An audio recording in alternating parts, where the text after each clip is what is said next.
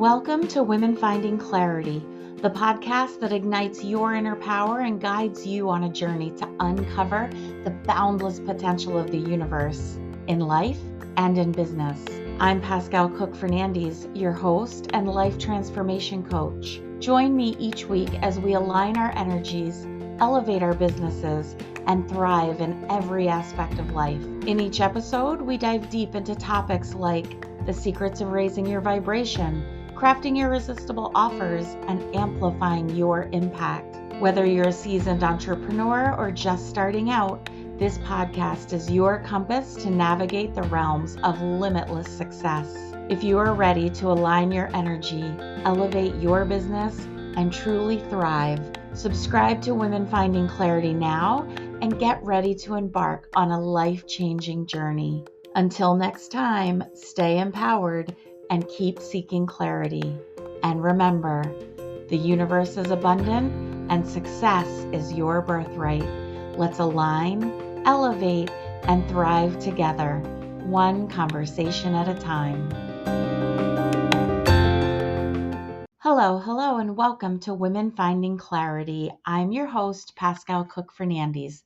Happiest New Year 2024. Really? Already? 2024. What are your New Year's traditions? Do you make resolutions? I absolutely do not, and let me tell you why. Let's just say that my New Year's resolution is to eat healthier. What's the most immediate thing that happens? I start wanting junk food, and I find myself making even more horrible decisions around food choices than I did before I set the resolution. Nope, resolutions do not work for me. What I do is choose a word for the year, a word that will carry the energy of my manifestations throughout the year. My word for 2024 is intentionality. I'm being intentionally intentional in specific areas of my life, my family, home, business, and friends. What I find is that setting goals and being intentionally mindful of the baby steps along the way and throughout the year will ensure success in 2024. No matter your New Year's traditions, my wish is that this new year energy of possibility will bring abundance and happiness to each and every one of you. I recently sat down with tonight's guest for a very intentional conversation about soul language, and I was blown away by what she had to say. Jennifer Urezzio is the founder of Soul Language, a paradigm that puts tangibility to soul so a conscious connection can be established to enable crystal clear decisions for success. Jennifer is also a master intuitive and the author of 2 best-selling books. Currently, she has trained over 30 practitioners worldwide in soul language. There are over 5,000 individuals all over the world connecting to their soul languages as well. So without further ado, please welcome my guest, Jennifer Urezzio. Hi, Jennifer, and welcome to Women Finding Clarity. Hi, I'm so excited to be here. I'm very excited to have you here, and I was very honored to be interviewed for your podcast last week, and so I love this reciprocity. I do. It's very fun. And then we get to know each other in a whole new way. Totally. And I'm all about women supporting women. And I know that, obviously that resonates with you too. So this is just such a great fit. Yay. Yes. So I want to jump right in because, as you know, I'm so interested in all the juicy yumminess that is your business. So let's talk about soul language. What is it and why do people need to know? Well, thank you, first of all. So soul language puts some words and tangibility around soul. It puts words to what people know deep down inside. They just don't have those words. And we also do a soul of a business. So it also helps give a little clarity around your business. Why do we need that? I think so often we are text messaging ourselves and we're not really creating a clear, conscious conversation between ourselves and our soul and ourselves and our business. And by having this structure that puts tangibility to soul, it creates a more clear conversation, which is really important. It also allows for you to hear that divine guidance with a lot less layers of pain and suffering.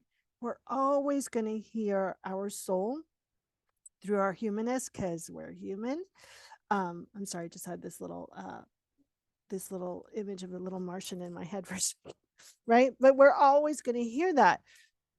But when we create this conscious connection using a structure like soul language, it literally allows you to have a really deep one-on-one conversation with your soul and the soul of your business. Mm, that feels obviously like it feels like, oh, yeah, obviously. But at the same time, it all feels very profound. And, you said it's like we're text messaging ourselves. And I think that all the time, With like autocorrect, right? with autocorrect. I mean, these are the conversations that I have in my own head.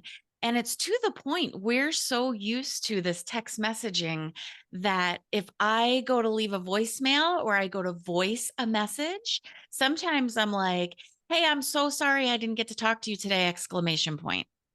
Like I say that. How ridiculous is that? And that's where we are in society today. Yeah, I mean, listen, I text, but for the first couple of weeks of my romance with my boyfriend, and we've been together 8 years. I was like, yeah, I'm not going to text you a lot. He's like, why? I was like, because I want to have a relationship with you. And that text messaging allows a lot of interpretation and reading between the lines. And I'm highly intuitive.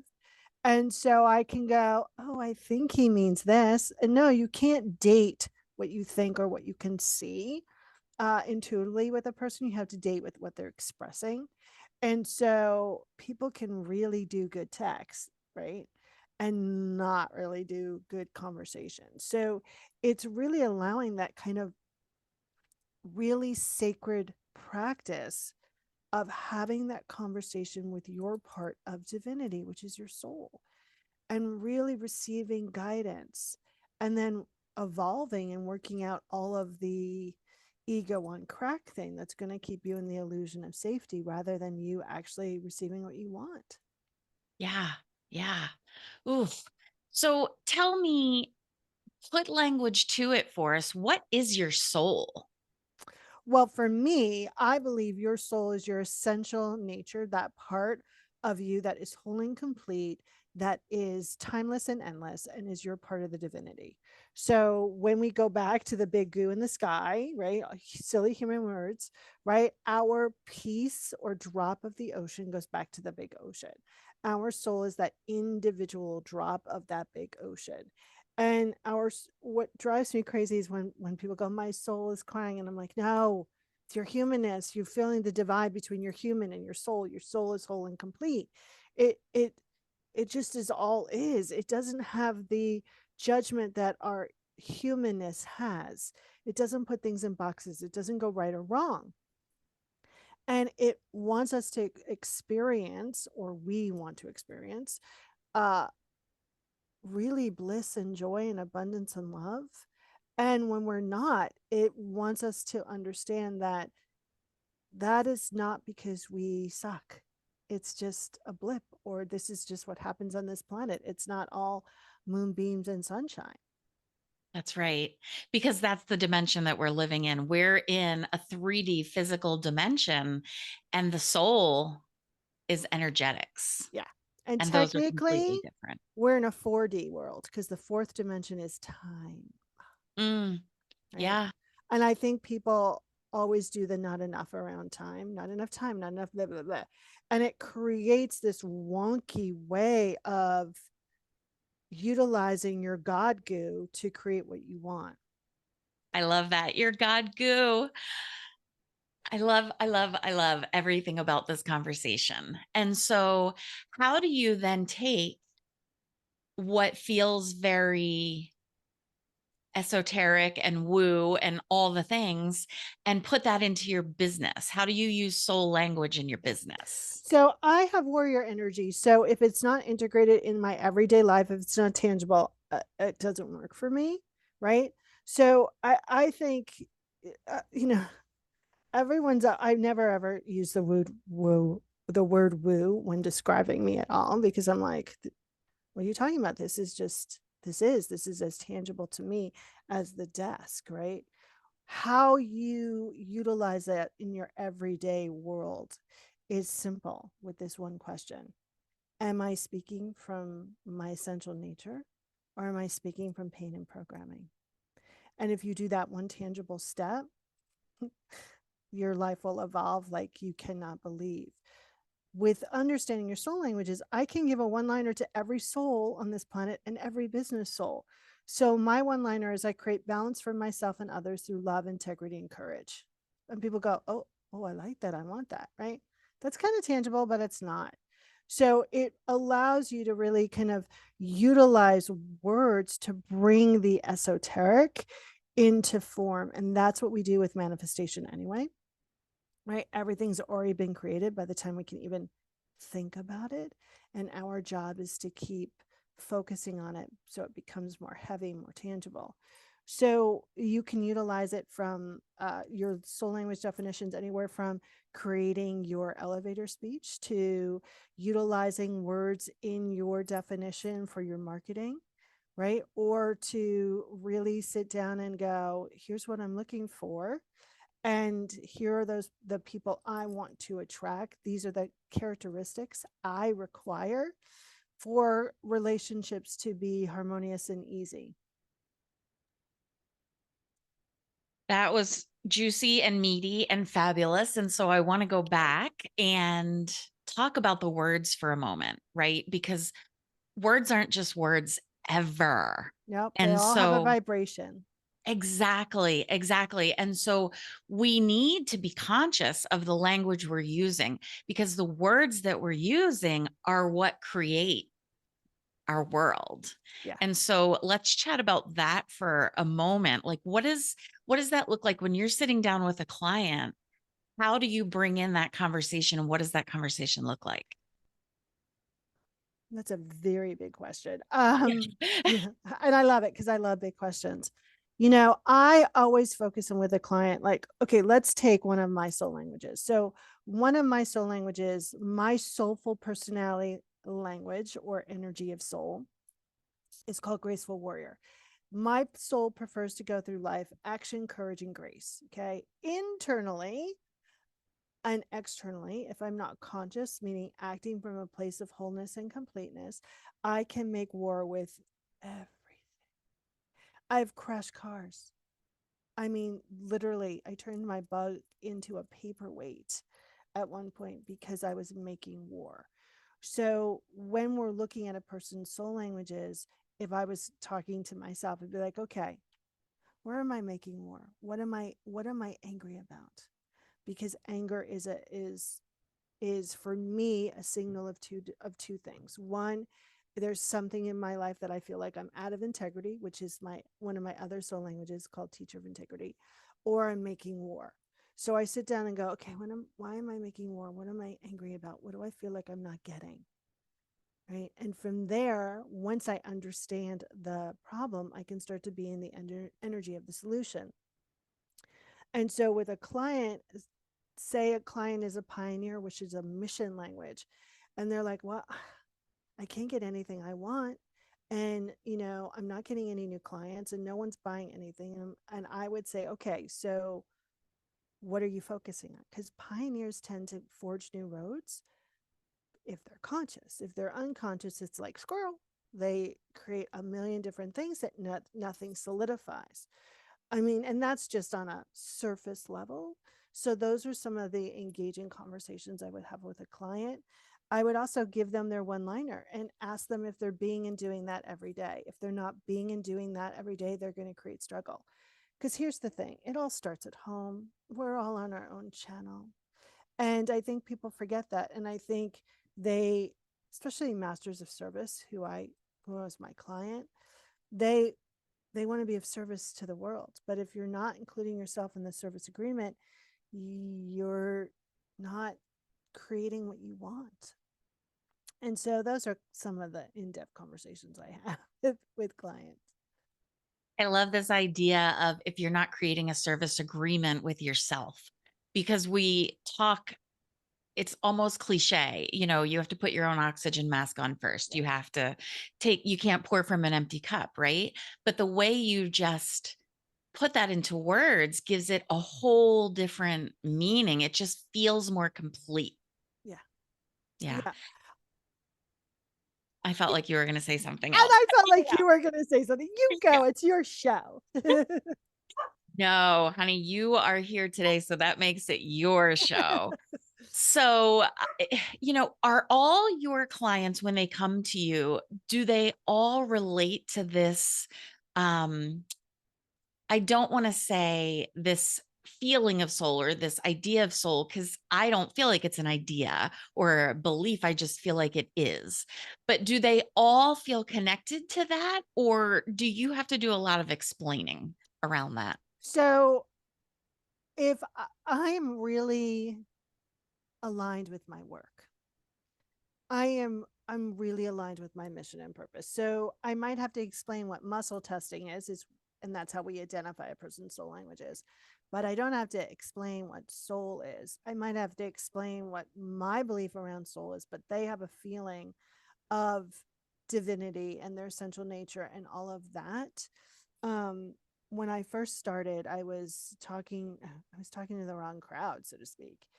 And I was talking to gurus. You can hear my eye roll in that. And gurus are like, no, I got it. I got everything. And I'm like, but I can see where you don't. Like I physically, I'm a master intuitive, so I can physically feel it all in my head, right? I'm like, but I know you don't. But they didn't want anything else, right? So my people are always seeking more truth. They're always seeking more wholeness and completeness. And so, and they've been on the path for a while. So they have this kind of glossary. We share kind of a glossary together of language. So I don't have to explain necessarily that.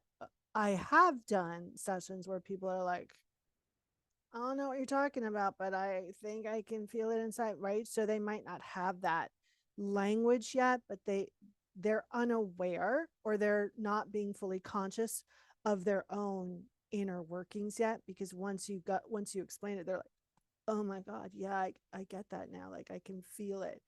So I hope that answers your question. It totally answers the question and a little bit more. I've told you before, I could sit and listen to you all day because I feel like my vibration is high. I feel like yours is higher, right? And so the feeling that gives to me energetically is this sense of pulling and this sense of lifting up, like I want to open more, right? And that is, I don't mean that to be like, oh, I just think you're a Yeah, superstar, I know. nothing I like get that. it. I For get it. anybody who understands Yeah. energetics, you understand the difference of vibrational levels. And I just feel like you vibrate even higher than I do. And so it's amazing to be in this vibration and Thank having you. this experience. Thank you. I mean, listen, I'm very convinced the more I know, the less I know. Amen. Right. Yeah. And I'm very clear that my purpose is about connection, right? I want to be closer to my higher power, which means I have to be closer to my part of that higher power. And so I teach this all day long because basically I just kind of want to get my needs met with my higher power. So the more I know, right?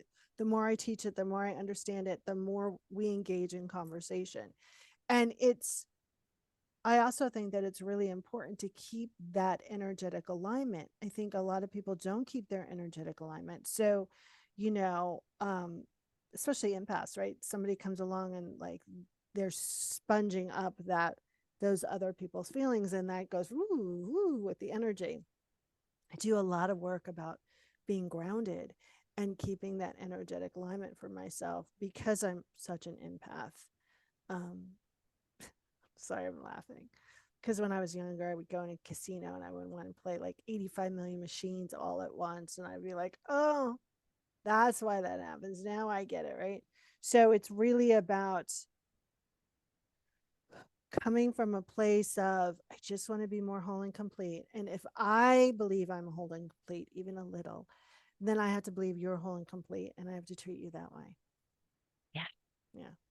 And the best way to become more whole and to become more complete is to be of service of others. Right. And again, it's a fine line. It's Yeah. a really blurred line because, like you said, you do have to protect your energy on a daily, sometimes minute by minute basis, depending on where you are. And at the same time, making sure that you're not over giving and overextending because there's a difference of being in service and over giving. There's a difference of service and servitude, and it's a very fine line. And one of the things that drives me bonkers is when people go, I just want to be of service. If I could help one person, I would like, yeah, no. And then like look at me like, yeah, no, that like what? You're not, you have there is such thing as spotlight in the soul and a drive to support others. So it's not really about helping one person. It because that's a little weird trying to be humble and not accepting your power. Uh I know that I have nobody's more powerful than any other person on this planet. There's no difference between me and the Dalai Lama. And one day I hope the Dalai Lama hears me and we have a conversation. But there's no difference between me and the Dalai Lama. It's how the Dalai Lama uses his energy. And he has been taught since he was a little tiny peanut to utilize it consciously. That's Right. right. And so it's just about how you're utilizing your energy. Yeah. And that's it. If you, since you were a little tiny peanut, were taught the same thing, you'd be sitting right there next to the Dalai Lama, right? Right. He would have me on his speed dial on his cell phone. Ah, if only life goals. Right. So it's like Dalai Lama, Bono from U2, Barbara Streisand, though I think Barbara's a little crazy, but I still want to meet her. I Right. love it. Right. um, and now on that list is Taylor Swift because I think she's a freaking genius.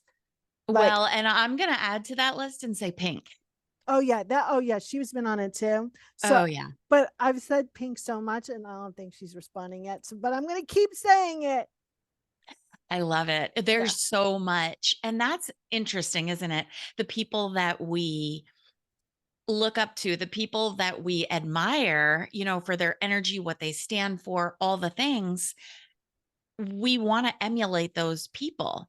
And Yeah. so that's okay. That's Yeah. what we want. We want to look at all of their goodness and say, I know I can be more like that. The question is, how do I do it? Yeah. And I think I want to talk to Bono because, and I was saying this to a friend of mine. It's a very funny story. I was saying this to a friend of mine. I was like, I want to talk to Bono because I know that he talks to God. That's what I call my higher power and writes his songs from God's point of view. And my friend went, he does. I was like, what? He's like, yeah, I used to know Bono. And I was like, what? It's like, I've known you for like 10 years now. How am I just here? He's like, well, we lost touch. But yeah, he met him when he was not famous in a little pub in Ireland and they were friends for a while and I was like, okay, well that's confirmed, right? And I think it's funny how when we kind of tune in and really express from this deep place of knowing that we're whole and complete what we are capable of receiving from the universe because it's not us, it's not the universe that is not doing its job, it's us in receiving it and meeting what we want at that location. Right. Listen, I've gotten on the wrong train a bunch of times between me and the universe and been like, wait, uh, and the universe goes, no, you're supposed to be on that train over there, and I'm like, well, I messed that up, right? So I wasn't paying attention when Yeah. you gave those Oops. Right. directions. But it's kind of just a giant game. And we make a lot of what we do in life a life and death experience, and it's just not. We I mean, make it so much harder than it needs to be. right. And I am going to go back to the patriarchal system that we live in. And that's why we make it so much harder than it needs to be. Because for so long, since, I won't say the beginning of time, but maybe since the beginning of time, we're pushing and trying to force instead of just allowing. Because if we can just allow who we are innately to guide us, it's easy. It's like you said, it's like a game. It is a yes, and it's simple. Sometimes it's not easy, right? That's Like right. it's right, it's simple, like, oh, okay. And that's about sitting and being comfortable and being uncomfortable and knowing that you're safe being vulnerable, right? And vulnerable as in, oh my God, I'm not a bear's chasing me vulnerable, but sitting in, I don't know all of what's going on, meaning, I don't know if I'm going to get that new client, right? But I do know because I'm safe in the unknown, right? That's So right. I think it's we make so many things source for us and not a resource. So when we make, a new job, a new client, you know, is the summit woman going to get back to me and tell me if it's Pacific time or Eastern time, the source for us, then we're kind of we're behind the eight ball. When we make it just a resource, you're like, oh, another resource will come along. Yes. Yes. And people don't know necessarily, and I'm being very generative Yeah. here. I don't mean everyone, but as a whole, we don't know how to be vulnerable because societally and culturally, we have to put up this facade. We have to wear the mask of, Yeah. I know everything. I'm the guru, as you say. I don't like the word guru because none of us are a guru. None of us know everything. Right. And so if we can approach everything as with a beginner's mind and being willing to say, I don't know everything. And what else can I learn from this situation? Again, that brings it back to ease, and that's vulnerability that's going to lift you up and support you. Yeah. And it opens up receiving, right? Right. Because you're not limiting the channels of the divine. So I'm going to go back to me saying earlier that I feel like my vibration is high, but yours is higher. 5 years ago, I might not have been able to say that to someone. I might have tried to pretend that I know everything you know, and we vibrate at the same high level. And I'm just, no, like that's not it. And that just means you're more comfortably in tune with your soul and your vibration, right? And so there's my work, Right. is to continue, and there's all of our work, is to continue to be in relationship with our soul. Yeah. And you're not utilizing what you're feeling as, oh my God, I'm not enough, right? You're Because you're not in your utilizing, brain at that point. right. You're utilizing as in, oh my gosh, I want to experience more. And that's what the soul is always saying. It's always saying more, more, more. And our little human brain interprets that as not enough, not enough, not enough. And that's the switch that we all get to make, because when we make that switch, you go, oh, I just want to experience more. How do we do that? What's the internal and what's the external action of experiencing that? Right. And it's the difference of being in your human mind and in your energetic soul. Yeah. That's it. I feel like I'm starting to see a graphic coming together for a social media Ooh, post. I I know. like it. I'll tag you in it. Good. Thank you. I'm very visual. When people are talking to me, I very much develop pictures in my mind. And so when I took mediumship training, sometimes I'm clairaudient, but a lot of time, most of the time, I'm a clear seer. Yeah. And so Uh, I get the pictures and then I have to relate those pictures back. yeah. And that's a strong clair for me too, right? So there's an amplification of that energy, right? And so when people who are my clients, they're like, "Oh, I get a lot of pictures when I'm with you." I was like, yeah, because there's an amplification of power. So it kind of flips on in a bigger way. When people want to kind of develop a clair, I always tell them, okay, excuse me, so you got a picture. Now ask for, a feeling or a knowing, or, give it to me in words. So you can develop those different areas as well. I'm multi-claired, and lately I've been getting a lot of smells, which I do not like. Because that's just freaking weird. Um, well, it's always lately it's not bad smells, but traditionally up into the last couple of months, it's been only when it's been a really awful kind of thing. Yeah. And I'm like, right. But now it's like, oh, I smell fruit roll up gum. Grandfather's around. Right. And Yeah. so, right. So now it's getting better, which I like, but it's still such a weird one.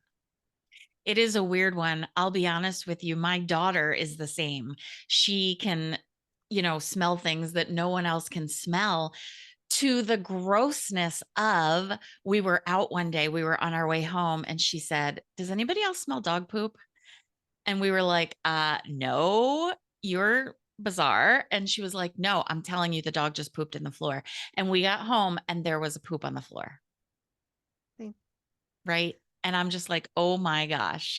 But I mean, I've had the smells a couple times. Like I was at a weekend scrapbooking event and I was scrapbooking the first Easter after my mother-in-law passed away. And I won't get into all the details, but all of a sudden I get this very strong smell of cigarette smoke. And I'm like, we're in a hotel like Right. conference room. I'm like, does anyone else smell smoke?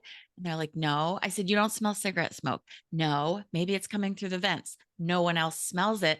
And then it hit me what I was working on. And she's like, yeah, I saw that. I didn't like that. Or, whatever it was. And I'm like, oh my God.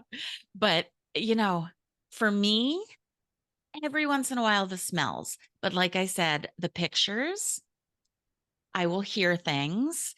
And sometimes it's as clear as a person standing next to me and they say a word or two. And sometimes I hear, but at the same time, I see the words spelled Yeah. out. Yeah. I could talk about this all Yeah, day. it's amazing, and it's crazy, and it's awesome. And then people have to understand that most of the time you're getting information from your own database, right? And so what does that mean for your client? Like, I like Star Trek references, so I get a lot of Star Trek references, and then I have to either go, "Do you know Star Trek?" And the person goes yes or no, and if they go no, then I have to translate it. Or if it's yes, then I go, "Okay, here's," and they're like, "Oh, I totally get it," right? Don't So you know what it that means? right, Yeah, so it I think when we talk through our with our soul through our soul languages, it also helps develop your way of understanding that, what that intuition is, which is your soul speaking to you. So you get to kind of utilize it a lot more, because you're not ignoring it or avoiding it or wanting it to look like somebody else's, the way they understand things. that's right. And so it's relaying the message without interpreting their meaning. Yeah. And that can be tricky sometimes. Yeah, and I think the number one place where it's the most trickiest is when people talk to animals, I've because never been able to do that. um I I know exactly what my most of the time what my animal is saying. Mostly it might be because I spend 24 hours a day with her, or right, or it's just a knowing. I When it comes to like them getting sick or whatever, I'm like, yeah, I can't. Like, I don't want to even know. Like, I can't deal, right? But I think so often people who talk to animals, we can sometimes put a animal human spin on it, versus, and listen, all of our animals soak up our own stuff anyway. So if you want to heal your pet, heal yourself first, right? Yeah. So yeah, that's a weird tangent, but Yeah, that's okay. So let's bring it back to business and talk about how you tap into that innateness that you have, that soul inside of you, and find your purpose, because we all want to know, okay, what's my purpose? If I'm starting a business, I want it to be around my purpose. Like we all want to make money, but we also want it to be around our purpose. And so, how do we connect those things, like finding our purpose, starting a business, all of that? So, okay, so there's a lot of metaphysical mumbo jumbo out there around purpose, right? You're being your purpose right here, right now. What people confuse about that is about they want their delivery systems of their purpose, right? My purpose is about connecting. I could be doing this as a bartender. It's really a sucky delivery system for me, but I would be doing that purpose or being that purpose. So, purpose is really about really what you're profoundly here to experience and then offer that experience to others.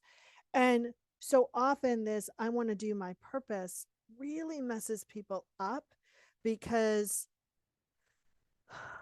in they think their purpose is supposed to be like the golden ticket moment, and it's not. It's a little series of little golden ticket moments. So I always tell people, ask these two questions. What do you want everyone, including yourself, to experience on this planet? And what is the big theme of why people what people talk to you about or why they come to you?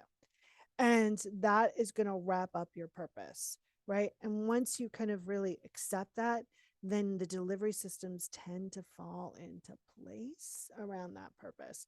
I do have a ebook called That's Not Your Effing Purpose, about 10 myths why people around purpose, because I think people, here's the thing, people just want a place and they want to feel like they're have a place in the world. You have a place even if you've never left your couch. It's not going to really be satisfying, but when you start to accept that you're being your purpose every day, it allows you to see those delivery systems and create a business around Beautifully said. I feel like, period. That's it. that. It's just what it is. And it's what lights you up. Yeah. Because if it lights you up, that's when it's going to light someone else up. If you're in the drudgery of it because you have to do it or you should do it, that's not lighting anybody up. And there's no success in that. There's no success. There's a lot of crying. And people, whether they're conscious of it or not, they're going to go, I like Jennifer, but there's something off. It's not like why am it's not sticking. Right. And so I think people people need to understand that when they call a business in, they're calling a business in to do something bigger first for themselves and then for other people. So you have to understand that you are not your business. It has its own energy, and so start to talk to it, start to ask those questions. And if you were innovative and highly intuitive and highly creative, people tend to kind of go, I want to do this and I want to do that and I want to do that, but I need to niche, right? Look at all the things that you've created and see what the big theme of them all is, and then promote the theme, not the actual services. Yes. I talk to clients all the time about what's the thread, what's the golden thread that runs through all of this. And that's the gold, right? That's the thing. And you just have to be able to tune into that and get quiet and just, get rid of all the noise. So how do you do that? What do you do to get quiet, get all the noise and tune into your soul? I um I set up a connection, a conscious connection with my personal soul and my business soul. And I do something called metaphysical conscious gardening. So I set up conscious gardening gardens around my business. For example, I want to create an event next year. So I have a garden around this event, and then I tune in and I ask a whole bunch of questions. Or I go, okay, what does that want to tell me? Um, and then there's always an internal action and an external action. Most of us know all the external actions. Well, I got to write a web page and I got to market and blah, blah, blah. But we forget about the internal actions. So here's an example. friend of mine was like, hey, I've been invited to this conference. Do you want to go? It's February, blah, blah, blah. And I'm like, and she's like, we could go, we could do a room. And we haven't gone to a conference together in 15 years and we have so much fun. But automatically I was like, oh, okay, I've got the dog and what about the money? And it's Christmas and when's the due date? And the mind started going.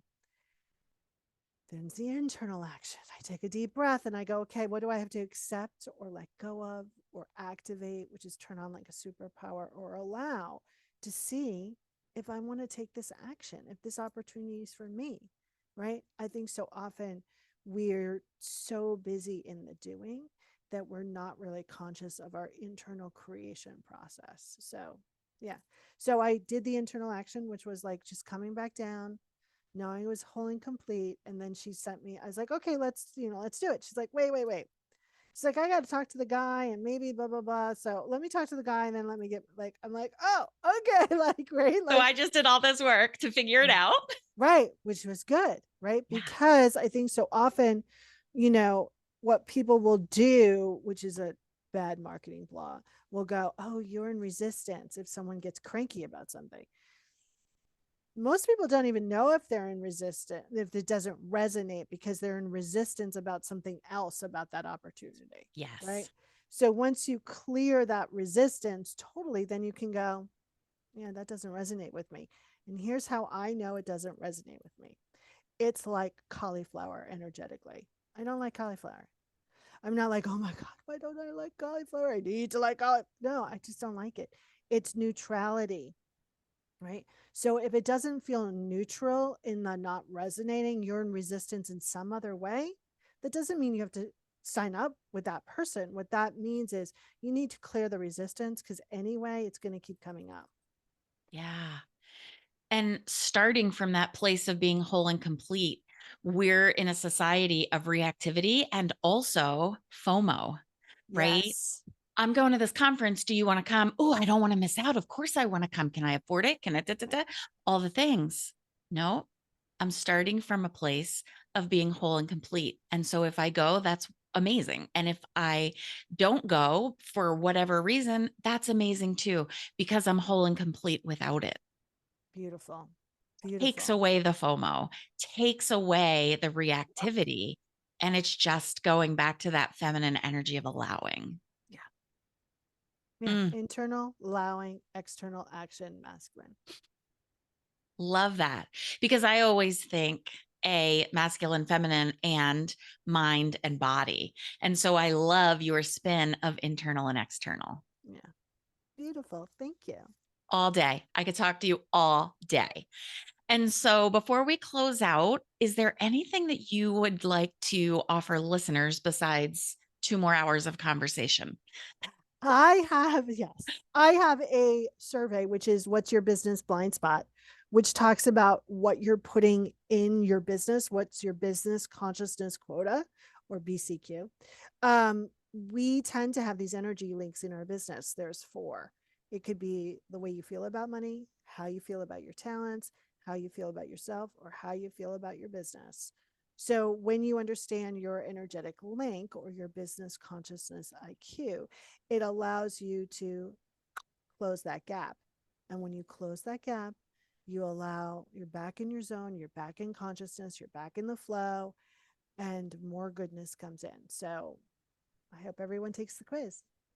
Love that. The link is in show notes. So everyone should click on it and see what the heck is happening with their gaps.